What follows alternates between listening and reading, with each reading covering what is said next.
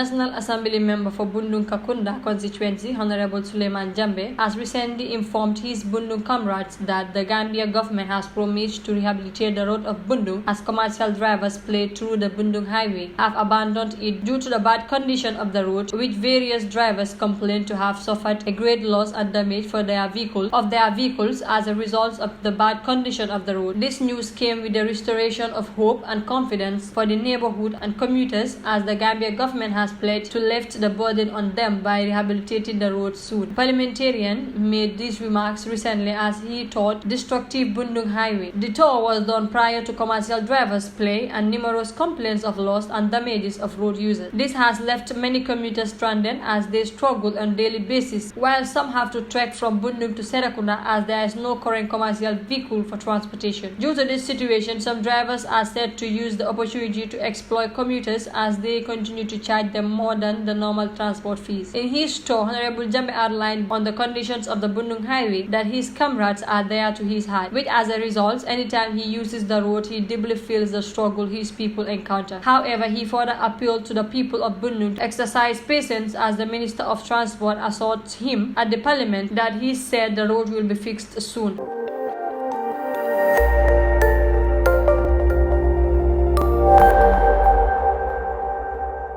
The Gambia Armed Forces Training School on Thursday decorated its personnel who trained a pre-deployment training course with the British short-term training team at Fajaro Barracks Training School. Speaking at the ceremony, Yankuba Drame, Chief of Defence Staff of the Gambia Armed Forces, told the graduates that it is pride to serve in uniform as it is the only ultimate sacrifice that one can do for his country as it is what makes one an exceptional citizen. He called for maintenance of peace and tranquility in the country to ensure the well-being of all Gambians. I will say this, and I want to repeat myself. It's a pride to serve in uniform. Simply because serving in uniform is the ultimate sacrifice you can give to your country. There's a reward to serve your country in uniform. Because under thick and thin, you will always stand to defend this country. And that is what makes you exceptional. And that is what makes you a good citizen. Given those explanations, I always insist that you should take pride in your uniform. Meaning whatever you do, you must do it with vigor and determination. And that is what makes you an exceptional individual.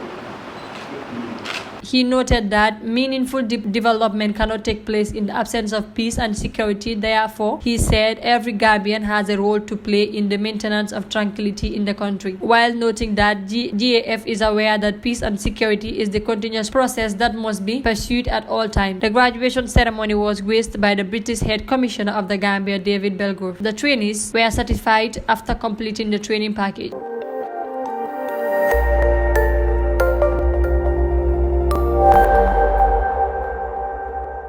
The leadership of the Inter-Party Committee of the Gambia has been handed over to NPP National Assembly member for Basse, Honorable Sekuba, and GDC Senior Administrative Secretary, Mr. Samba Balde, as co-chairs of the IPC with a non-profitable 5-year term. Newly elected Honorable Sekuba and Samba Balde have now replaced former parliamentarians, PDOIS leader Honorable Sala of Serekunda and APRC Honorable Musa Amul Nyasi of Fonyi Kansala, and both parliamentarians' terms ended in April 2020. The handing over ceremony took place on Friday, 23rd September 2022 at the Sadora Karaba Conference Center in Bijilo. In the speech delivered by the outgoing co-chair Musa Amul Nyasi, took the opportunity to pay homage to Halifa Sallah for the outstanding role he played in making the IPC a reality in the country's political speedrun.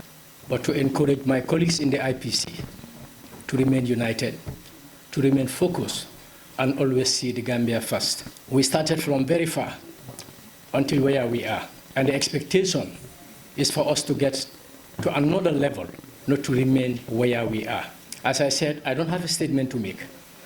But on behalf of my mentor, my coach, the one who inspired me in the work of the IPC, no any other person but the Right Honorable Halifa Ababakar Saleh. I will forever remain grateful, and I will forever remember him for the guidance, the mentorship, the support, the encouragement that he have given me all throughout the time we served together at the IPC. I have never known Honorable Salah's house. I have never visited Honorable Salah, neither in the office or at his house. But during the spell of 5 years that we spent together, leading the affairs of the IPC, I can talk to Honorable Salah even at 12 a.m., and he will be more than willing to receive my call. And when I call and apologize, he will ask me not to ever do so, because we committed ourselves to take the leadership of the IPC. Therefore, I can reach out to him anytime, any moment. I visited him in his office on numerous occasions. I visited him in his house, and he have always been receptive. And when I can't reach him, I will reach him on phone. And whenever I reach him on phone, of course, Thomas Kimaro of the UNDP can bear witness. On few occasions, myself and him and Thomas will meet over the phone. There would have been a meeting that we planned together, but because of certain commitments, he will ask me to permit him to go and attend those functions. And I will be meeting with the UN and all other development partners in his absence. And when that is done, when we get stuck, I will reach out to him through phone. And he will be part of the meeting, where I will put him on speaker. Sometimes it's difficult to know a human being when you don't interact with him. We are judgmental without interacting with people. We are conclusive of people's behavior when we have not interacted with him. And this is what actually happened to my mentor in the work of the IPC. Today, I am close to him like any other member of my family because of his openness, his open heart, and his frankness. He is the Khalifa for who he is known to. He will never swallow his pride. He will never ever succumb to whatever pressure. I remember there was a time I said to him, Co-Chair, how could we ensure that the partnership with ECOWAS and UNDP is maintained? How could we ensure that these two partners actually come up with the manner in which they support us financially? He said to me, Co-Chair, our government is contributing to these two institutions. So it's obligatory on them to support programs and projects that are geared towards the democratization process of this country. He said, we will never hesitate to reach out to them. And if need be, let me know, and I will suspend whatever I am doing and join you, where you feel you have stumbling blocks in trying to get them support us.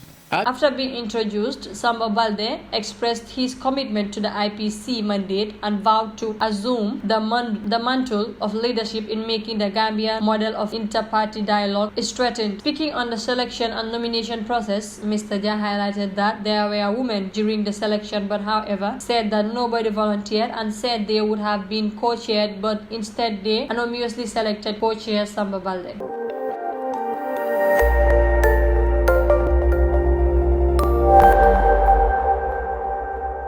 Councillor for Talinding South, Karamo Sise, narrated that in his community in 2019, an entire family was consumed by fire in his ward and that 3 members of that family lost their lives, in which he said to understand that it was because of no emergency vehicles by the Gambia Fire and Rescue Service, and that the Gambia Fire and Rescue Service find difficulties in terms of accessibility, mobility, and high trained personnel, and at times when they report late to the fire incident, some of the community members, whenever we knock the doors of the Gambia Fire and Rescue Service, they do respond, but before they respond to our communities, they do have challenges in terms of accessibility, in terms of mobility, in fact, in terms of a high-trained, qualified personnel. Those are one of their challenges. At times, when they report back lately to the fire incidents, so some of the community members are so impatient with them, they attack them and then they stone them, and then some of the officers do sustain injuries. Mr. Cisse made these remarks during the EMCCF handing over of ambulances to the Lord Mayor of KM at the KMC head office on the 28th of September 2022. Speaking at the event, President of EMCCF, Mr. Bass, says that the EMCCF is known for getting school items by schools for students that walk for a long distance to get to school and giving out scholarship to students that are having challenges in their education, but said that it is the first time for the EMCCF to venture in donating such items. The past 7 years was getting school items, getting bicycles for students in the provinces that walk a long distance, giving out scholarship to children that have a challenge in access to education, and also providing medical aid items to community clinics and other hospitals. But this is the first of its kind for the EMCCF charity in partnership with the Emergency Aid Service Charity, both in UK, Spain, and Germany, to venture into an activity of this magnitude. So we are grateful to God that it is a success, and we hope this is not going to be the end.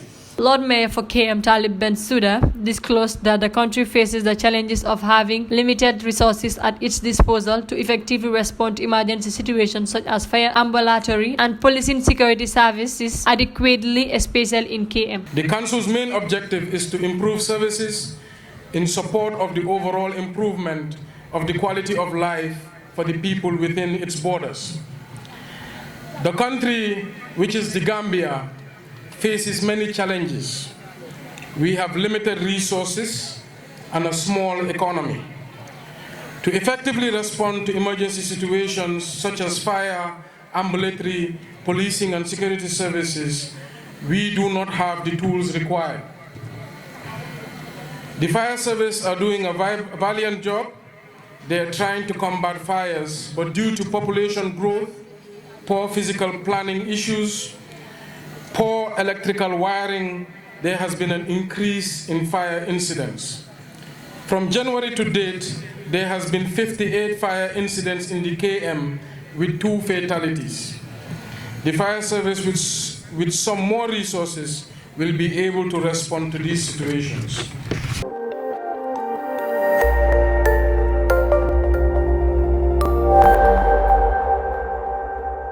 Results analysis from the Minister of Basic and Secondary School has shown that 31 students backed with aggregate 6 in the 2022, in which 13 are boys and 18 are girls, which shows a noticeable increase of the number of students with aggregate 6 in 2022 compared to 2021 and 2020. MOPSI disclosed on Thursday, 29 September 2022 at a media briefing on the outcome of the 2022 Grade 9 results. The Permanent Secretary of MOPSI, Luis Moses Mendy, disclosed that private schools have registered more aggregate 6 than public schools in this year's Gambia Basic Education Certificate examination.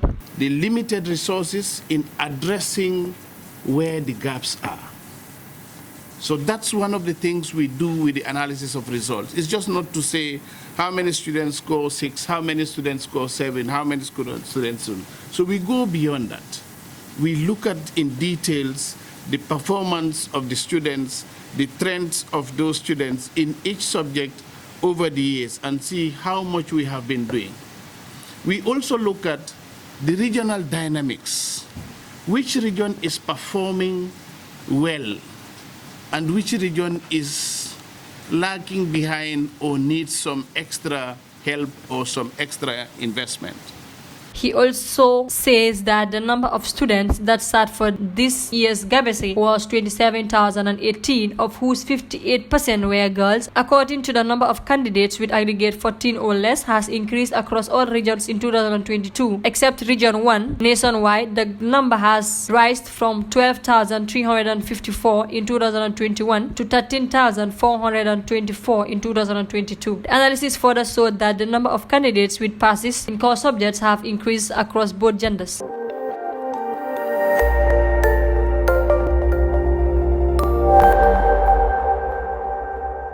The Tekifi program, in partnership with GIS, Enable, YEP, and IMVF, recently inaugurated a $5 million project of the Bansang Youth Center as part of its objective to support the social economic of youths in Bansang in areas of skill development and to transform lives of the people in the community, to complement their efforts in the Gambia by contributing a social economic development and neutralizing and making possible opportunities for local populations and returning migrants in the Gambia. The Tekifi platform and its partners are recently on a tour to the rural Gambia, where they are undertaking various developments to various beneficial communities. Speaking during the inauguration, Alhaji Sen, the Alcala of Bansang, urged the youths of his community to mantle the leadership and ownership of the place, to accommodate and guide and protect the center from being polluted and in terms of drug abuse that tarnish the image of the community and the youth center. For his part, Mr. Karamo Tambajang, the manager of Bansang Youth Center, acknowledged the efforts of the Minister of Youth and Sport through National Youth Council audit, regional structure and the board of Bansang Youth Center for their commitment towards the realization of the rehabilitation process.